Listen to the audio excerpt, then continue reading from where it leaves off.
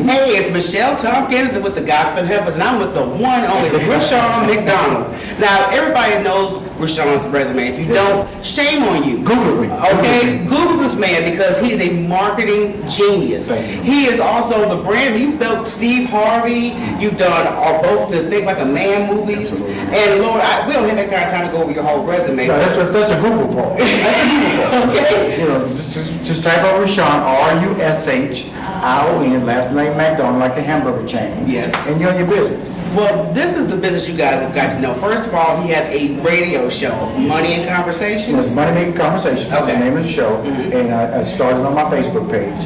And it was really interesting. I was talking to my staff and you have to start from scratch on anything you do. And you have to be a commitment and a plan. And if you stay committed to it, and I was just talking to the group today about that 40-hour work week. I just wanted to really get into the mindset that that's what your career has to be. Give your career at least 5 days a week, just like you do a normal work job. Because if you're not working a normal job, this should be your job. Yeah. And you should set a time when you start your work day, whether it's 8 o'clock or 9 o'clock. Give it up 8 hours, take an hour for lunch. That way you find out exactly what it needs for you to be successful. And the average person doesn't do that. They don't have a schedule. They don't see their career path in entrepreneurship and entertainment because it's all on you. But just go back to the natural principles of what people do when they ask you to work for them. They require you to show up at a set time. They require for you to leave at a set time. And they require you to deliver a certain amount of responsibility or duties during that 40-hour, 8-hour workday period during each day and 40 hours a week. Apply to your career. It will change your whole outlook because what will happen is you eventually start developing skill sets that you didn't have or would not have developed because you didn't realize how much work you need to put into your career. This is true. Very true. Now, you also recommended a bunch of comedians about, crafting your skill, Yes, ma'am. working your skill. And one gentleman actually asked you, what does it take to become a comedy club owner? And you were 100 with him about that. And Yes. people don't realize all the behind the scenes. Can you give them a little peek about Well, let me tell you something about behind being a comedy club owner. First of all, it's hype.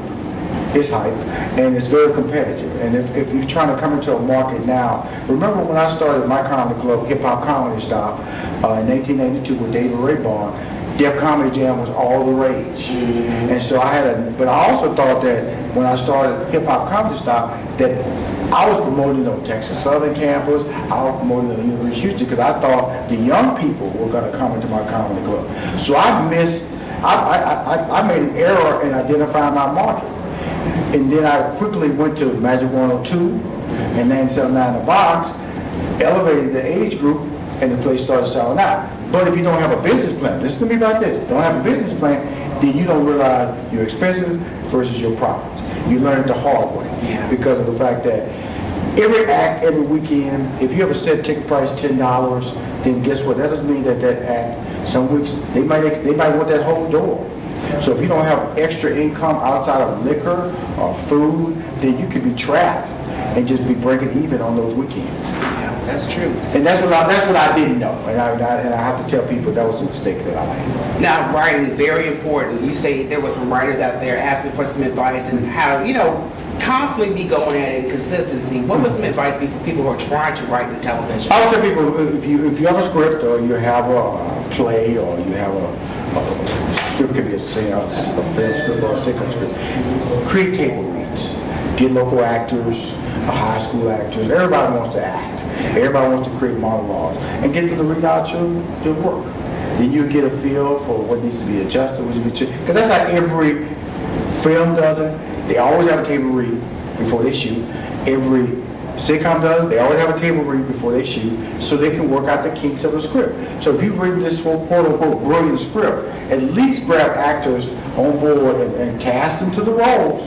Don't let your best friend read the role and they messing up your script. Right. Cast it out. Go through the process. That's part of the 40-hour week that I was talking about. Yeah. If you put 40 hours a week into your job, then you will have time to cast your script. Excellent. And advice. set aside time for your table read. And people will believe and they will bring credibility to what you're trying to do. Perfect. Well, Rushion, thank you so much for joining Well, me. congratulations. First of all, congratulations Thank you. on the Gossip Heifers. I'm very proud of what you guys are doing. Thank you. Continued success. Heard you on J. Anthony Brown show, syndicated show nationally, and just keep winning, okay?